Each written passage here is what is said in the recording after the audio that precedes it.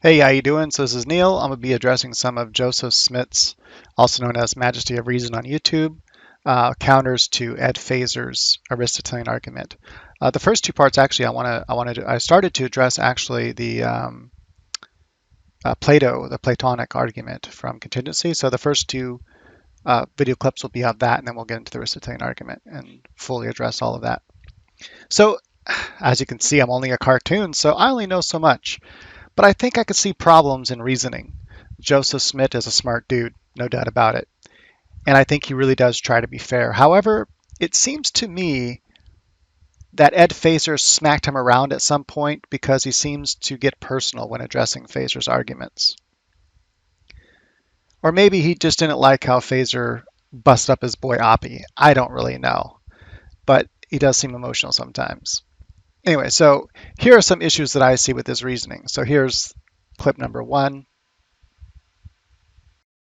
First, it mistakenly assumes that the only way to explain a composite object is through a sustaining efficient cause. There are a whole host of other ways to explain it. You could explain why the parts are combined as they are in terms of metaphysical necessity. For example, why are omniscience, omnipotence, and essential moral perfection, despite being distinct, unified in, say, the neoclassical theistic God? So when trying to show that there are other ways to explain composites, Schmid resorts to appealing to another metaphysical framework that Feser rejects. Not only does Feser reject other metaphysics, but in 5 proofs he gives reasons why we should reject them. So why would Feser waste pages of his book addressing specifics within another metaphysics, such as neoclassical theism? Sure, they might have a way to show within their metaphysics why omniscience and omnipotence necessarily follow, but it is not on Feser to prove why that is not an explanation, because he already showed why their whole foundation ought to be rejected. If Feser shows why that we should reject the foundation, there's no reason to show why any explanation based on that foundation is flawed. All explanations grounded in their foundation is flawed if the foundation itself is flawed. So in fact, Feser did show why neoclassical theism's idea of perfection is not an explanation for the composition in the world. This seems like a no-brainer to me. Maybe Schmid would have a great retort, but I doubt he will ever see my cartoon, me, the cartoon response, so I don't know, but maybe, who knows. In terms of one of those very parts, for example, the electrostatic force within sodium chloride is plausibly the explanation of the composite salt crystal being, despite being one of the very parts of that crystal. I think that's just like a pretty clear-cut case of a part that can explain the unity of said parts and they're being combined as they are. All right, so here I think there's a clear reason to see there's a problem in the reasoning. So NaCl, or sodium and chlorine, which is also known as salt, or sodium chloride, but is basically a mixture of sodium atoms and chlorine atoms. That's what salt is. So it's more than just the electrostatic force within salt that accounts for why it grows as a crystal. The specific atoms in the molecule matter. This is why, because electrostatic force is also within H2O and every other molecule. But those molecules, like H2O, don't form into a crystal. So that one part, that is the EF, the electrostatic force, cannot be the explanation for why salt is a crystal rather than something else. This is just a false analogy because the one part doesn't answer for why the whole exists. That is, he claims that the one part electrostatic force, accounts for why the whole entire crystal structure exists, but obviously it doesn't. So he'd need to give a better analogy because that one doesn't work. But also, even if it did, it doesn't answer why it ought to form a crystal and not some other form. It doesn't actually answer why the composite, the whole, exists rather than not exist. So even if this was a good example, which it's not, I don't think that it's actually a retort in any way. You can, for instance, explain the moment-by-moment existence of things by appeal to, for instance, transtemporal explanatory relations, that is to say, explanatory relations across time. Perhaps the immediately temporally prior state and existence of the thing in question, in conjunction with the absence of sufficiently destructive factors, can explain why it exists right now. Or perhaps you can have a whole concoction of other factors that explain it. And I'll touch on those. All right, so from here on out, we're going to be getting into clips that we deal with the Aristotelian argument, which is my favorite argument of Aristotle's. It's my favorite argument made by, I think, ever for God. Anyways.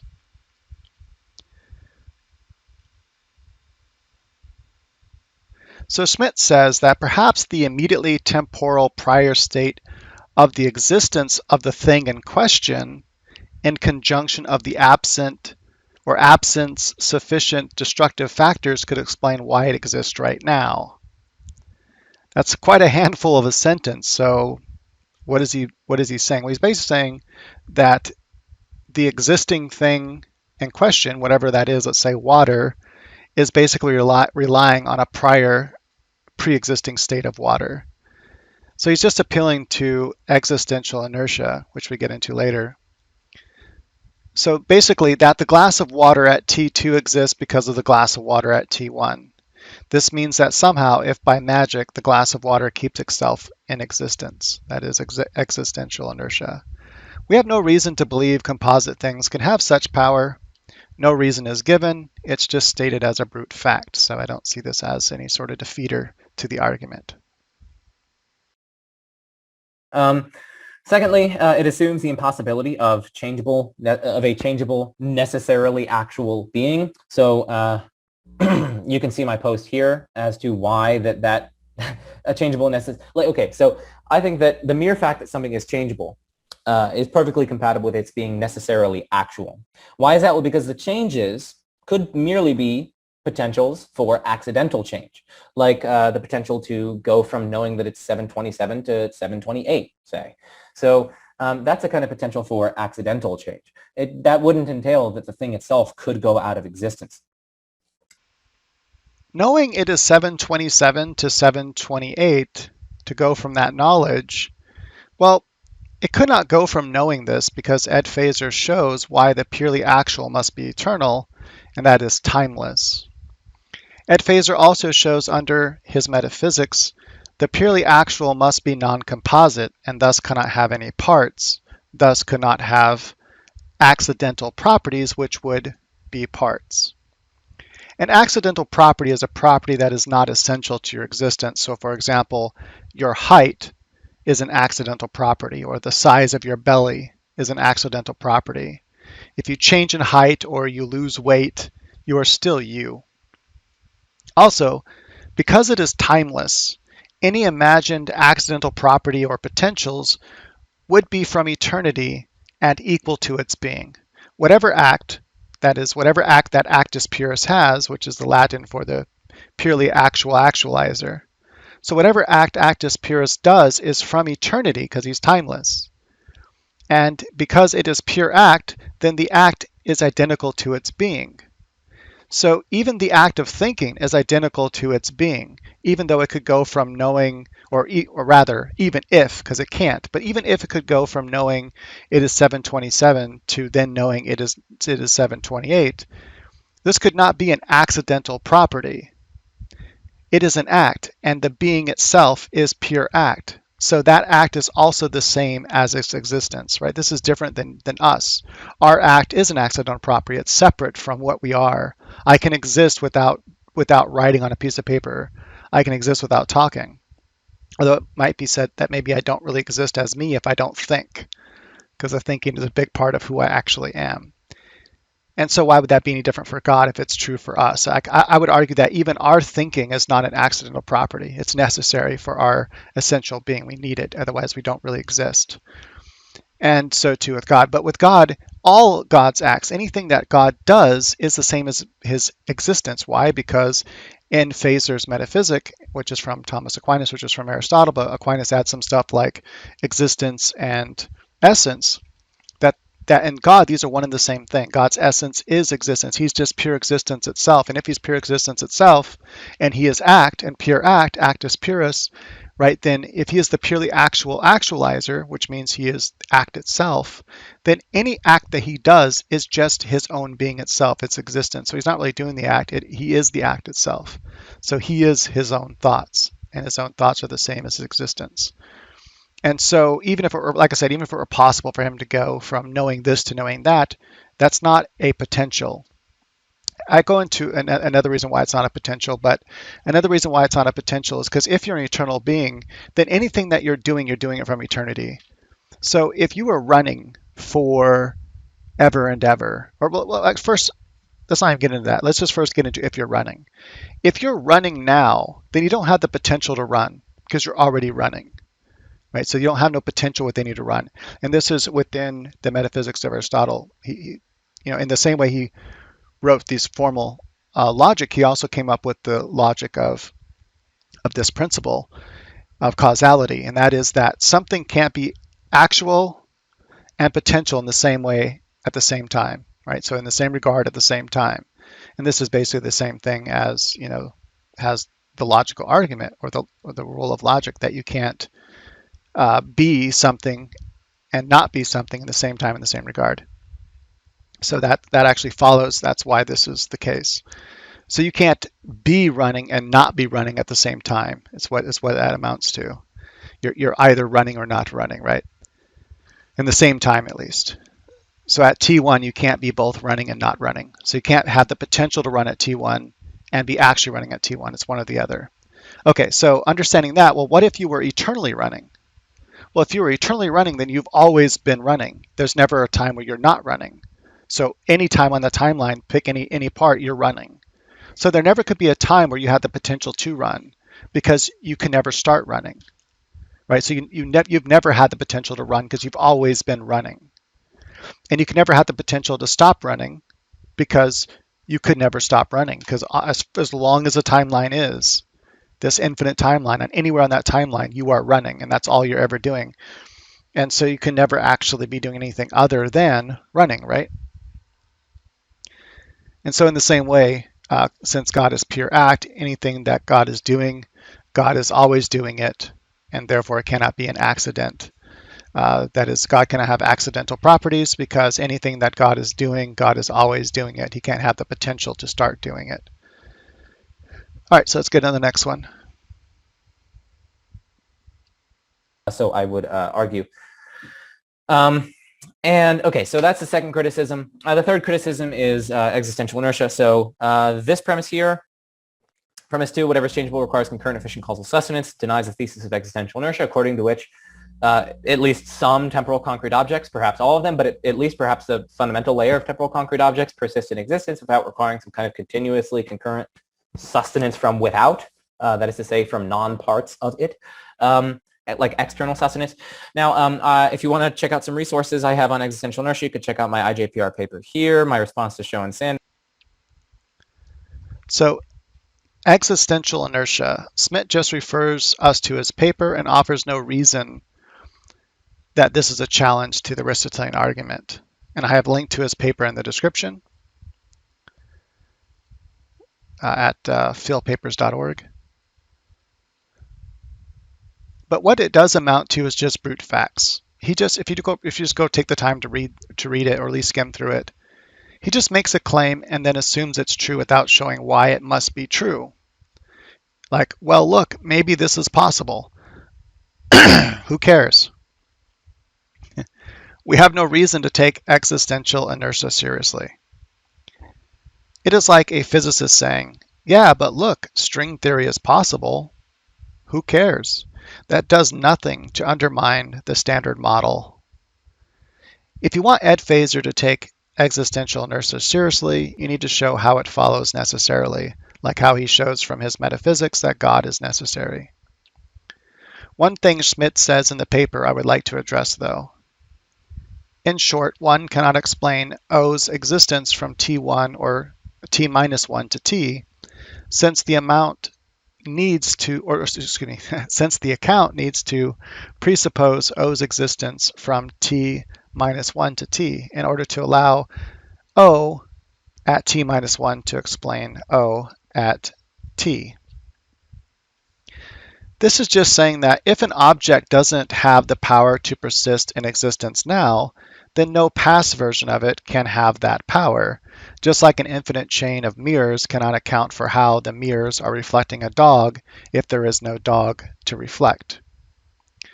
For if O genuinely couldn't persist from t minus 1 to t, then clearly God couldn't bring it about that O persists from t minus 1 to t. Now this is an assumption that I think Schmid makes, and that was a quote from him, from his paper rather. So the last response that I just gave here, that is, for if O genuinely couldn't persist from t minus 1 to t, then clearly God couldn't bring it about that O persists from t minus 1 to t. So that is, if you think of a time scale, the -1, then 0, then 1, right? Anyway. But I think he's just playing a word game here, because Ed Feser would not word it like this. That is, he's basically just attacking a straw man. O cannot persist of its own accord, right? That's what Feser would say. O cannot persist of its own accord, not just generally that O just couldn't persist. So everything Schmid says after this is meaningless because, like I said, he's just attacking a straw man. He would have to attack the actual argument that O cannot persist of its own accord. And so it's not that God couldn't make it persist, right? It's just that of its own accord, it can't persist from t minus 1 to t. Now, what Schmid never shows is how any object gains the power to persist or why it ought to necessarily have this power. And of course, we know objects do not persist. They have half-lives and they fall apart. They go into non-existence. This leaves us with just the proton.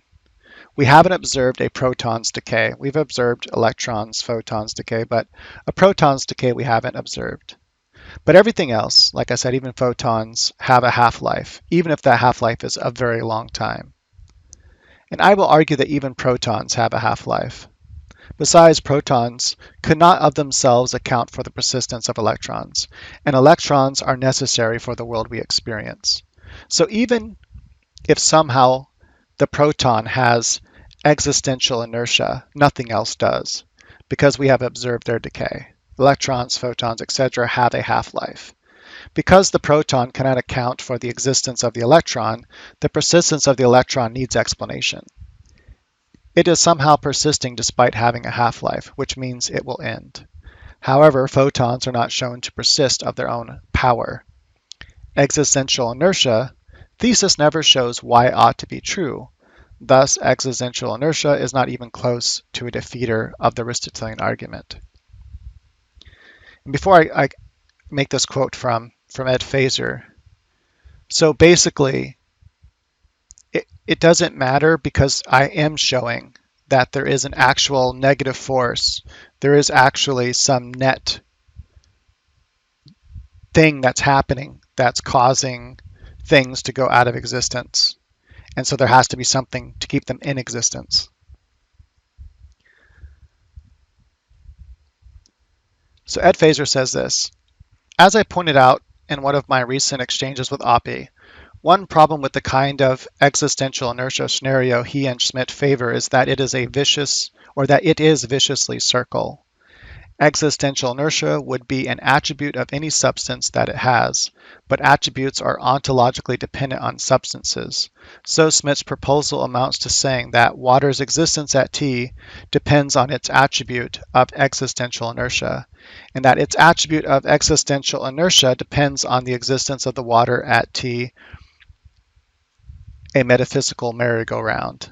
Only in the case of something in which there is no distinction between substance and attributes, that is to say, something strictly simple or non-composite, does this circularity problem not arise. That is why God alone can have existential inertia.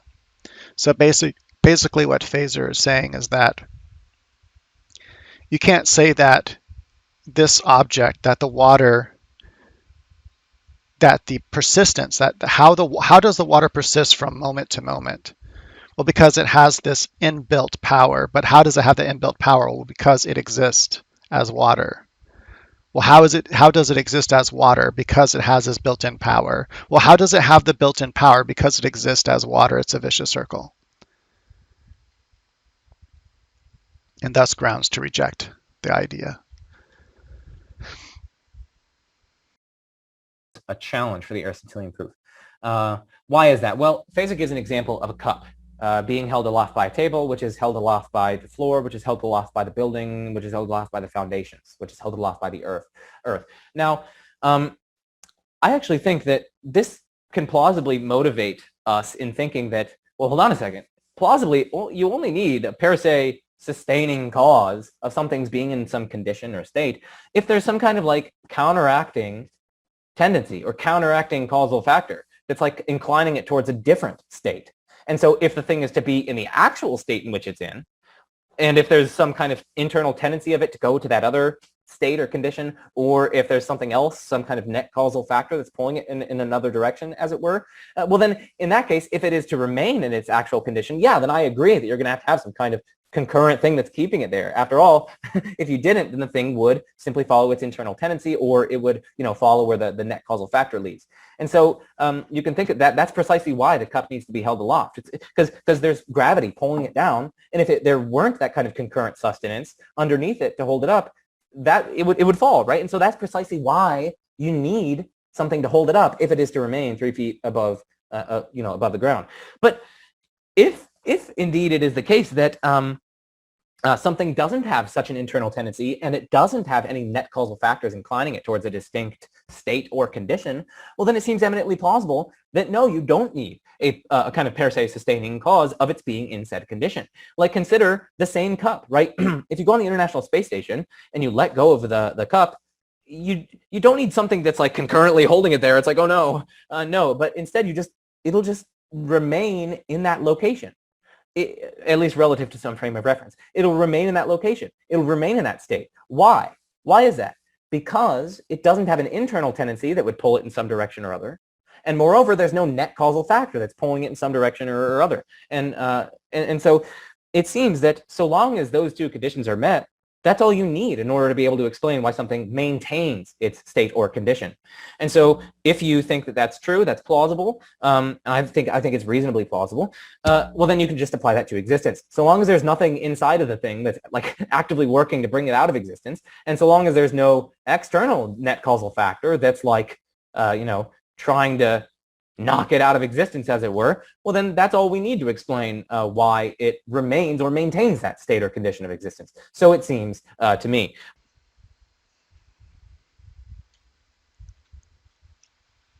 Ed Feser hasn't given a net causal factor for things going out of existence, but I have, namely the half-life of all things, except maybe the proton. But the proton cannot account for the existence of an electron, let alone its persistence. Before continuing, I would like to point out why the why the per se is important to many situations. Imagine a mirror that is reflecting a dog. This is mirror A. And you ask, how is mirror A reflecting a dog? Where does it get this power? I answer you that it is reflecting mirror B. But of course you will ask, how does mirror B have this power?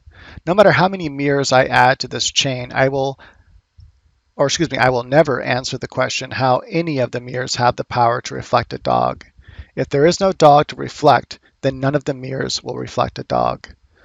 So one of the mirrors needs to be reflecting an actual dog that exists outside the chain of mirrors. This means that a chain of things doesn't have the power to do something if none of the objects in the chain have the power to do something. In the case of glass of water floating on the space station, there are forces acting upon it in different directions. In fact, the whole space station is in orbit around the Earth because it is being pulled by the sun's gravity and the Earth's gravity. Even Jupiter's gravity is pulling on it. Anyway, the point is, the cup on the space station and the space station itself are fighting gravity. It is no different than the cup that is 3 feet off the ground on Earth. In this case, it's the angular momentum of the orbit that is keeping the space station from falling to the Earth, and it being far enough away that the sun's pull on it can keep it from falling. So it's not just there of its own accord. There are outside forces keeping it where it is. So Schmid needs to give an actual example of an object that is stationary, that is not fighting against any forces. However, even if he could show such an example, it remains true that the force that causes decay of all particles, except maybe protons, is trying to knock the space station, the cup, and all objects out of existence, again, except maybe the proton.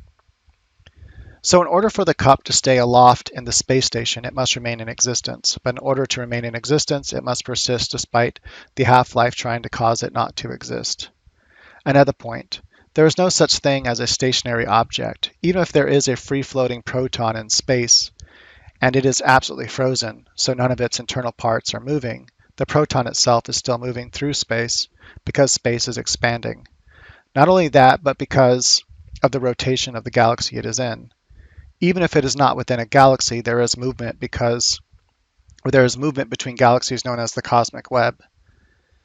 It is just not possible for the proton to be stationary.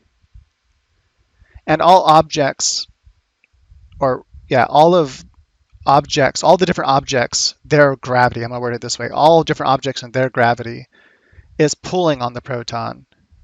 But there is a stronger force countering that, be it the expanse of space itself, caused by dark energy or matter, or the angular momentum of a galaxy, etc.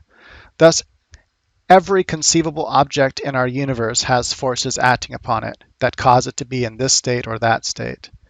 And so I think Schmid has no more possible counterexamples of per se chains, because you'd have to show an example of an actual static object, and there are none. Compatibility with classical theism. Arguably, creation is not the actualization of a potential. If something reduces from potency to act, I don't know, it seems like to reduce or transition from potency to act. I mean, if I told you that I'm going from Narnia to New York, that doesn't really seem to make any sense, right? I can't go from Narnia, from A to B, if there's no such thing as A.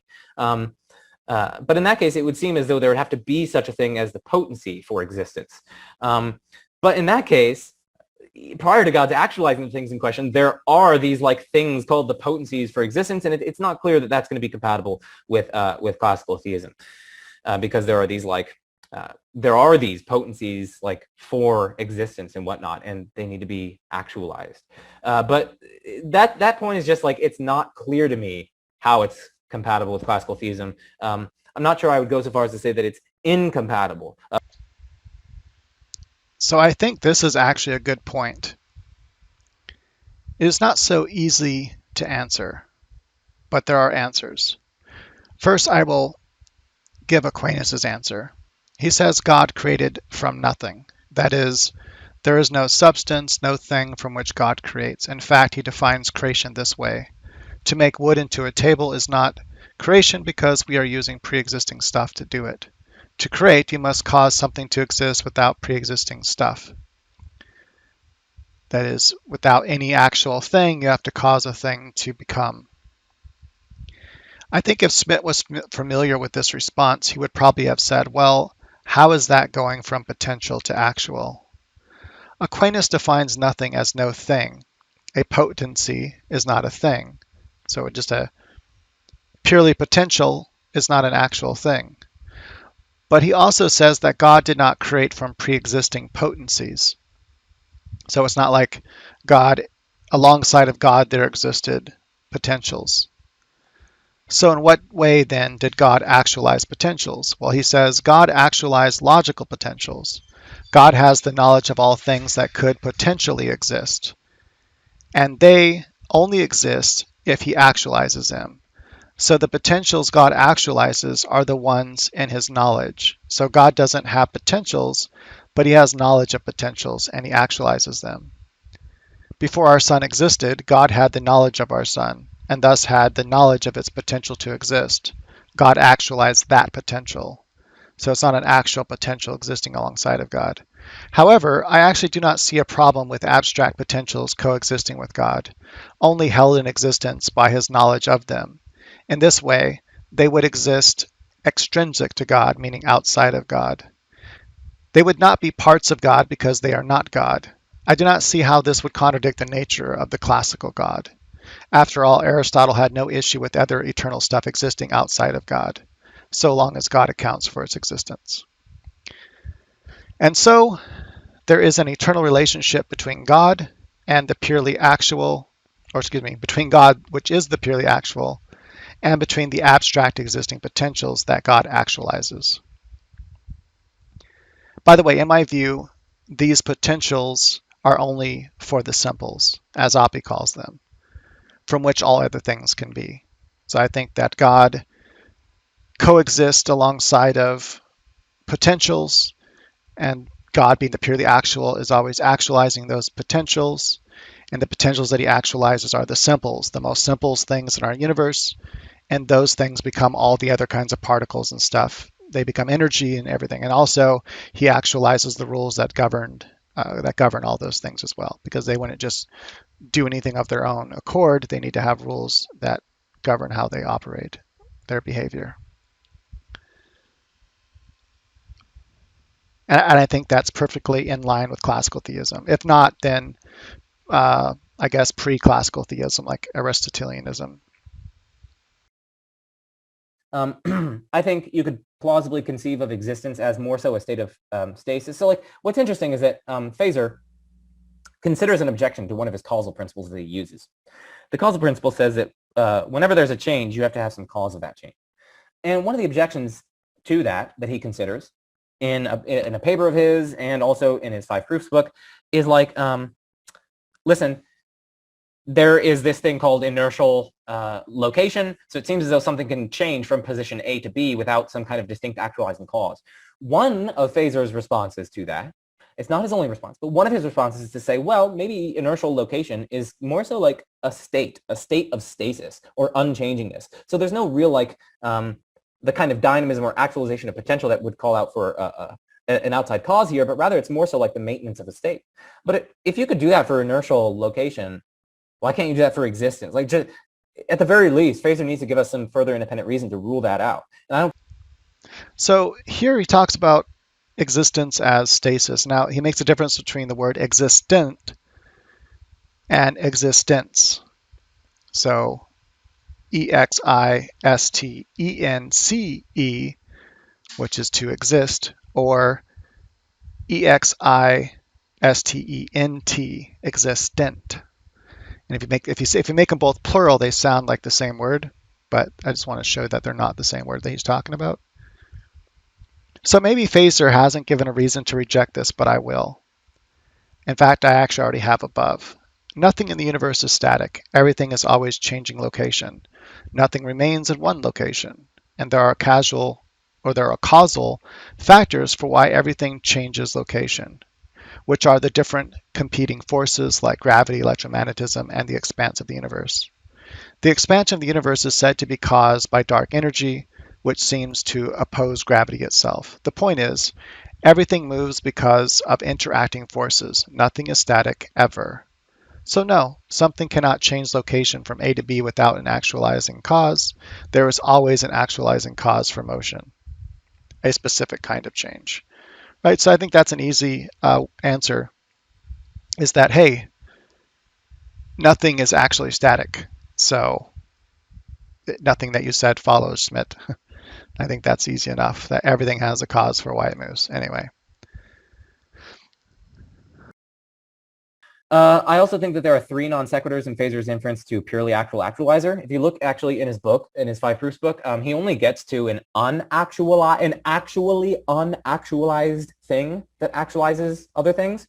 It doesn't actually arrive, and I hammer this home in the paper, and you can look at the link that I had above. But that doesn't actually get you to an unactualizable in principle being, especially not unactualizable in principle in every single respect whatsoever. Feser actually only gets to something if we grant all of his other stuff, which I wouldn't. So I disagree. Feser does get us to an unactualized actualizer. I already addressed this above. It cannot be composed of parts, so it can have no accidental properties, and because it is eternal, it cannot have any potentials that are not actualized, therefore it cannot even have accidental properties, because it can have no properties at all.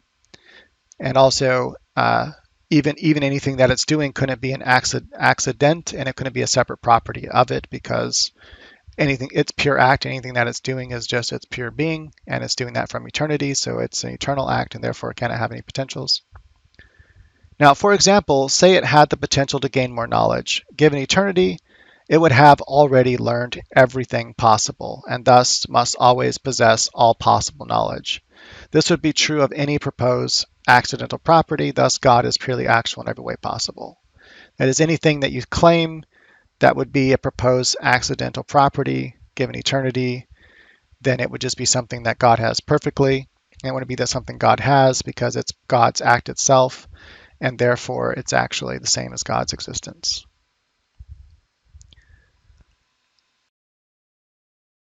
There also might be a problem with diachronic identity in his Aristotelian proof. So according to the Aristotelian proof, at each moment there's this kind of reduction from potency to act, right? Remember the causal principle, it's precisely that reduction from potency to act that calls out for that kind of cause or change or whatever, that kind of cause that induces that. But in that case, it's at least not clear that you can preserve diachronic identity, that is to say identity over time, because you have this kind of continual re-reduction. At each moment that the thing exists, there's this reduction from potency to act. So it's not clear that you can preserve diachronic identity, because you have this continual like re-reduction from potency to act and continual re-actualization of the thing in question. And so like what accounts, like why isn't this a series of distinct, numerically distinct, but qualitatively similar series of simulacra, like objects that are like just pretty close to one another in time? What distinguishes that from the thing actually persisting? Well, one reason you might say is like, oh well, there might be certain causal relations between the different states of the thing, or there might be certain transtemporal relations or whatever. But in that case, if you're reducing those kinds of transtemporal relations, why not account for persistence in those terms, right? So although Feser could probably preserve diachronic identity by appeal to, say, transtemporal explanatory relations, that might actually pose an undercutting defeater for his argument if he does so. But at the very least, it's like not clear that if you have this continual re-reduction from potency to act and a continual reactualization of that, especially for like the whole substantial being of the thing in question, one might argue that that doesn't have the resources to distinguish genuine persistence from a series of numerically distinct simulacra objects. But so I think Schmid is just mistaken here. And Ed Feser points out why. Feser doesn't say that God is actualizing things in some phase. It is not like existing water is phasing between potentially existing and actually existing. Rather, water is existing and remaining in existence. It persists because God is always actualizing its existence from moment to moment. Also, Feser points out that the atoms or molecules that make up the water cannot be actual and potential at the same time in the same regard. This would be a contradiction, but rather the particles can be a potential and actual in different regards or at different times. So the atoms are actually in the form of water now, but right now they also have the potential to be in another form. So I don't see this as a problem. this assumes, I think, anyway, it probably assumes the falsity of eternalism. So eternalism is the view that all times and contents of times are equally actual. And so in that case, there's no change. There's no change in the sense of actualization of potential over time. There's no change over time. Like if I go from being 5 feet tall to being 6 feet tall, I'm not 5 foot tall. But if I go from, let's say, little 11-year-old Joe, I don't know how tall 11-year-olds are. Okay, if I go from 15-year-old Joe, who's 5 feet tall, to 20-year-old Joe, who's like 5'11" and a half, that in that case, if eternalism is true, that doesn't involve the actualization of potential. Both of those things are equally actual. They're just indexed at different, time slices. They're just different temporal parts that are equally actual. So there's no actualization of potential in that case. So Feser says that, oh, well, you can still apply the actualization of potential to the whole space-time block. But the reason I think that doesn't work is that the fact that there's no actualization of potential over time, that's going to remove our justification for analyzing change and causality in terms of actualization of potential. After all, the very justification that he and others used to motivate, at least one of the justifications, one of the principal justifications used to motivate this analysis of change as the actualization of potential was precisely the kinds of changes that we see like across time and whatnot. And so if you knock that out from under, if you knock that out, well, then you actually have an undercutting defeater for the analysis of change. And so we can't go on to apply that analysis of change once that justification is knocked out. So I think this is actually another good point, but only if we think that eternalism makes sense. It is not like eternalism is a contentious topic. It isn't like by rejecting block time that somehow we are going to be seen as weirdos. But let's suppose that eternalism is true. Does this really pose a problem? How Schmid framed it, I think it does. But think about this. Linear events still take place in our mind. We experience and observe a potential becoming actual, such as water's potential to become steam on a hot stove. We see no steam until the water gets hot enough. Then we observe the potential steam being actualized. Now we see actual steam. This is a real experience. By the way, that is exactly what Aristotle uses for his argument. Not this, the mental construct of it, but that we observe. That's all that's necessary. As long as we can observe it. If we can observe a potential being actual, then that's all it's a natural theology, so he's just basing it on that observation. So we observe this change, so there needs to be an explanation of it. Saying that both water and steam have always existed doesn't explain what we observe, which is the actualizing of steam. From our point of view, steam is being actualized, and this is a real change in our experience. We are actually experiencing linear time. We are actually experiencing the observation of water becoming steam. So even if eternalism were true, it doesn't explain our linear experience, and it still remains true that a potential is being actualized in our mind. In our experience, there is a potential that is not actual, and that real experiential potential goes from potential to actual. This is enough to get Aristotle's argument off the ground and conclude that there must be a purely actual thing. Now, in a way, eternalism is true in the mind of God. God knows water and as steam. He knows water as potential steam and as actually steam. God knows our experience of water going from potential to actual, etc. But this in no way contradicts our actual experience, which is linear.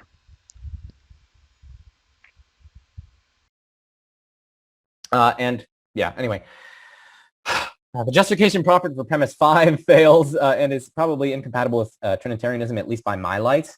You can check the paper for that. What is premise 5? Oh, there cannot be more than one unchangeable being. So Feser, he gives some justifications for this, but one of his justifications is like for there to be two or more things, there would have to be some feature that individuates them, but then one of them would have some potential that the other one doesn't. Well, there are lots of things wrong with that, but one thing wrong with that is that it seems incompatible with Trinitarianism, right? For there to be more than one divine person, you'd have to have some feature that individuates one from the other, in which case, per his very own reasoning, it seems one would have to have some potential that the other one doesn't have, say. In which case, it wouldn't be purely actual, in which case there's potency in God, and in which case the divine person isn't divine after all, because anything divine is supposed to be purely actual, but we just concluded this thing is not purely actual, and so it's not divine, okay? So. Now, I personally do not believe in the Trinity, nor do I believe in the Bible God. I accept Aristotle's metaphysics for the most part, and a lot of the Thomistic reasoning by Aquinas. I do not accept that God is personable, as in has relationships with humans, as that would be a temporal act. So I just don't buy into the Catholicism doctrines or Aquinas' reasoning for why God would be in any way personable. Anyway, I'm not sure Smith's read Aquinas anyway on this topic of a Trinity. Because Aquinas says that the Father, Son, and Holy Spirit are only persons in relation to their procession. That is, first off, I just don't see that there's a problem with what Schmid said, or rather, I do see a problem with what Schmid said, but what Schmid said doesn't apply to Aquinas' idea of the Trinity. So Aquinas says the Father, Son, and Holy Spirit are all only persons in relation to their procession, which is not a property, it's not a part. It is an eternal act, and God is pure act. So this eternal act is the same as God's existence. The Son eternally proceeds from the Father, and the Holy Spirit eternally proceeds from the Father and the Son. The Son doesn't have the potential to proceed from the Father any more than an eternally running man has the potential to start running. If you are already running, then you do not have the potential to run. You have the potential to stop running, though. However, if you have always been running, then you not only do not have the potential to start running, but you do not have the potential to stop running. You are always running. So the Son is always proceeding from the Father, so he could never had a potential to start proceeding from the Father. He also cannot have the potential to stop because this is an eternal act, not a temporal act. The same is true of the Holy Spirit. So Aquinas' view of the Trinity, the persons in no way add potentiality to God. I think even Schmid knew that he lacked knowledge in this area, and that's why he didn't really speak about it with much authority, and he kind of just breezed over it very quickly. And I think he might have even saw that this point was a weak point and probably not even worth bringing up, but he brought it up anyways. Justification for premise 7 fails. So Feser has a big digression on stage 2 where he tries to justify the inference from purely actual being to God. I think pretty much most of his inferences fail. I'm probably going to make a video on that because I have a paper that's under review on stage 2. And so I'm probably going to make a video on like all of his stage 2 inferences. But my point is just like, I don't think that works. So there's really nothing to respond to here. I'll have to wait for when he comes out with a video that attacks state 2 of Feser's argument, if and when he makes it. I only see a newer video of the stage 1 of Feser's argument as of now. If there's anything unique in that video not covered here, I will address it maybe in a follow-up video. I think that works. Another objection is the univocity of being. So suppose one thinks that being or existence is univocal. That is to say, it's predicated of things in the exact same sense.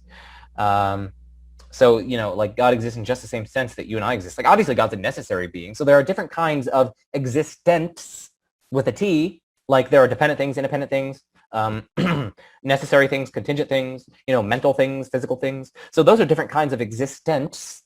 But that's not to say that they have some different kind of existence. Like, what even is a different kind of existence? It sounds a little weird. But anyway, if someone thinks that being is univocal, or if someone is even neutral on the issue, well, then they're probably going to have a defeater for the Aristotelian proof, so it seems to me.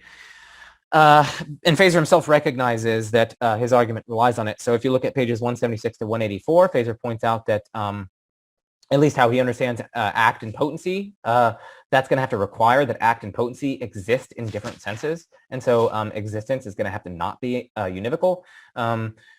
And so in that case, this is opening up his argument to yet another dialectical avenue for criticism. And then finally, you could... All right, so only 2 more to go. I do not see this as a point at all.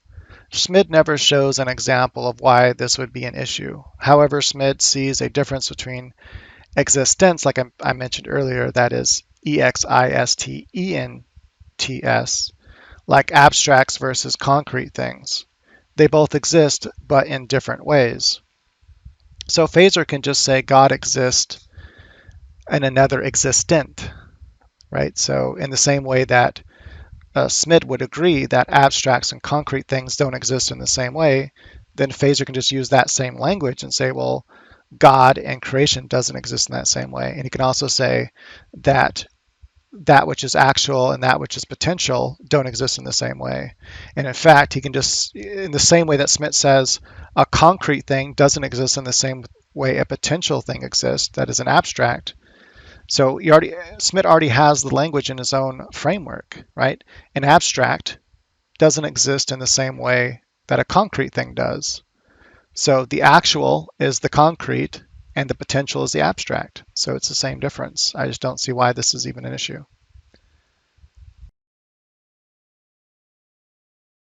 And then finally, you could deny constituent ontology plausibly, because a lot of his inferences in this argument are going to require conceiving of act and potency as like he always talks about act, potency, composite objects and whatnot. But if you don't think that there are these kinds of metaphysical parts, well, then that might actually pose a challenge. So those are 13 or so.